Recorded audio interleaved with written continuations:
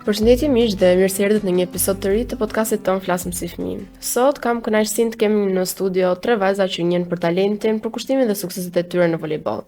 Por sot nuk do të flasim vetëm për ndeshjet dhe fitoret, do të flasim për ëndrat, fëmijërinë, miqësinë, momentet e bukura dhe gjithçka që i bën ato të jenë ato që janë. Me mua janë Ema Hoxha, Ajmena Çokaj dhe Jola Biba. Mirë se erdhët vajza.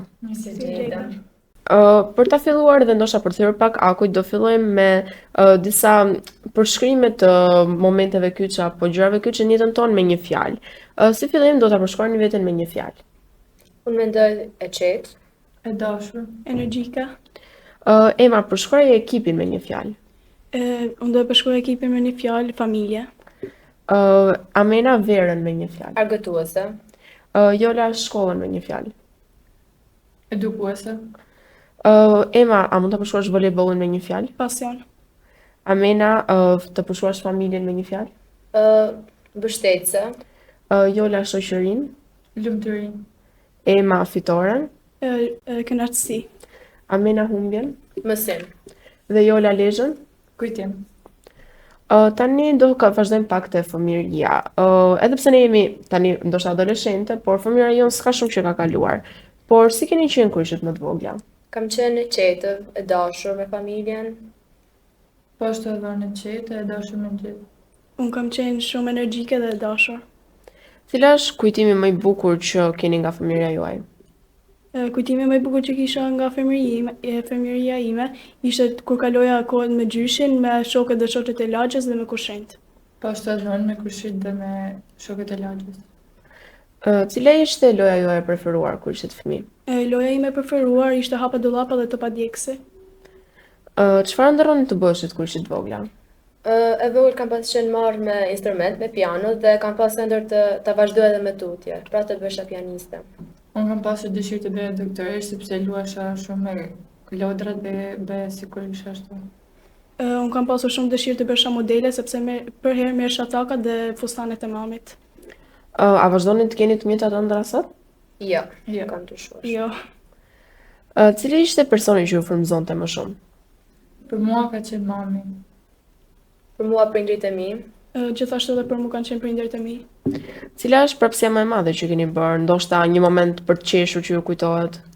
Gabimin që bëja unë kur isha vogël, ali isha fajt vajt. Si u bët pjesë të njëjtit ekip, Amena?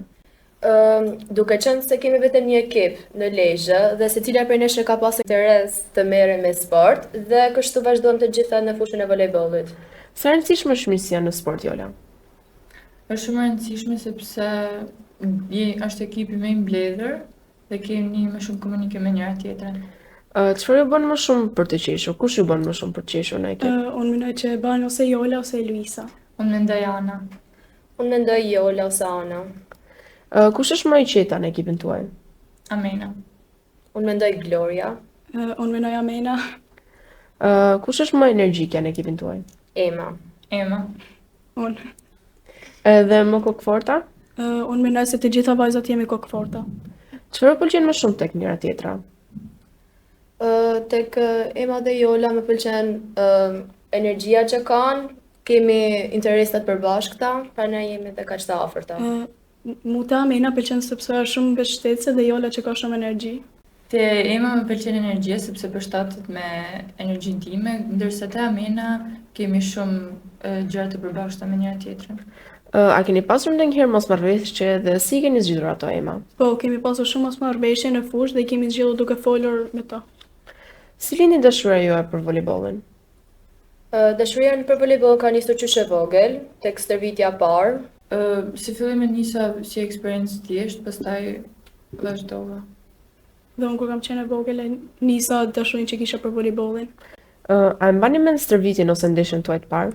Po, stërvitjen e parë kam pasur në vitin 2022 dhe ndeshjen e parë kam pasur në vitin 2024 me Mirditën. Unë e kam pasur në vitin 2025 me Dinamon. Edhe në vitin 2024 me Mirditën. Cili është momenti më i bukur në sport? Momenti më i bukur në sport ishte kur fituam kupen dhe sollëm në Lezhë. Çfarë ndjeni pak parë se të fillojë një ndeshje, Amina? Mund të kemi pak emocione, si frikë, ama kur futesh në fushë, sikur ikin të gjitha. Po momenti më i vështirë që keni kaluar? Momenti më i vështirë ishte në vitin 2025 kur erdhëm në Lezhë pas një fitore. Çfarë ka mësuar voleybolli për jetën, Jola? Që me punë dhe vështirësi arrim gjithçka. Si ndjeni kur dëgjoni se ekipet të mëdha si Vllaznia apo Dinamo intereson për ju? Ndihem mirë sepse mendoj se kemi arritur në nivel më të lartë. A keni ndonjë ëndër të madhe në sport? Mendoj se secila prej nesh ka ëndër të fitojnë përsëri, të sjellin përsëri kupën në Lezhë dhe të vazhdojnë në sportin edhe kur të rritet. Ema, të ndihmon muzika në sport? Po, më ndihmon shumë, sepse kur jam me muzikë, ndihem e relaksuar dhe përqendrueshme. Ti gjithashtu fitove vendin e dytë në ping-pong, si arriti ta bësh këtë? Arrita të bëj këtë me shumë vetbesim dhe përkushtim. Nëse do duhet zgjidhje mes një koncerti dhe një ndeshje finale, cilën do zgjidhja? Unë do zgjedhja ndeshjen finale sepse është pasioni im. Amena, se do të përshkruaje veten jashtë fushës së voleybollit? Mendoj se kam të njëjtin personalitet. Çfarë të pëlqen të bësh në kohën e lirë? Zakonisht më pëlqen të kaloj kohë me shoqërinë. Dhe a ka ndonjë talent që njerëzit nuk e dinë për ty? Merrem i fje me pikturë, por nuk është se është një talent. Jola, si do të përshkruaje veten me 3 fjalë? E dashur, e qetë, modeste. Çfarë është diçka që të bën gjithmonë të lumtur? Njerëzit dhe shoqëria që më rrethon. Kush është personi që të frymëzon më shumë? Më shumë është mami. Si lindi ideja për të marrë edhe me beach volley? Neve erdhi zysha në Shërbitje dhe na tha që nesër do bëjmë një kampionat në beach volley dhe të gjitha vajzat morën pjesë. Çfarë ndryshon nga voleybolli në sallë? Ka shumë ndryshime, duke filluar që nga fusha, gjithashtu është shumë e vështirë të luash beach volley për shkak të rërës që na ngadalson i fije, se sa në parket. Si u ndjet kur shpallt kampione në beach volley 2025? Unë dhe Amena ishim në ekip bashkë dhe u shpallëm kampion dhe ishte gjëja më e bukur që ishte. Cili ka qenë sekreti i suksesit tuaj? Bashkëpunimi midis njëra tjetrës, mendoj. Si është të jesh adoleshente sot, Jola?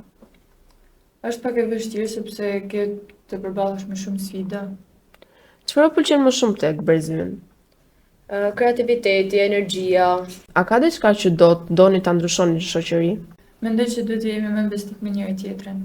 A mendoni se të rinj dëgjojnë mjaftueshëm sot? Jo, nuk mendoj se një gjë aq mjaftueshëm.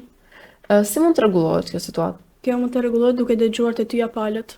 A keni informacion për ekzistencën e qendrave vendore? Jo, nuk kemi. A mendoni se duhet që të rinjt të jenë më të informuar për këtë Duke qenë situatë? se nuk kemi asnjë informacion, mendoj se duhet të jenë të rinj të informuar për këtë qendra. Çfarë aktivitetesh do të doni të kishit më shumë në qytetin tonë për të rinjt? Mendoj se duhet të kishte më shumë aktivitete sportive që të sjellin të rinj të bashkë me njëri tjetrin. A mendoni se telefonat dhe rrjetet sociale po marrin shumë kohë nga të rinjt? Nga njëra anë po, marrin kohë sepse duhet të kemi të bëjmë më shumë aktivitete sportive, por edhe nga njëra anë është e mirë sepse i bashkon më shumë me botën jashtë. Si mund t'i afrojmë më shumë të rinjt për sportin? Duke qenë se sporti të afron me shoqërinë dhe të bën mirë se nga ana fizike dhe ashtu mendore, mendoj se të rinj duhet të bashkohen me sportin dhe kjo mund të ndodhin përmes sa më shumë aktiviteteve sportive, diçka mirë janë edhe ekipet në shkolla, këto mendoj. Kush ka më shumë shanse të bëhet e famshme nga ekipi juaj?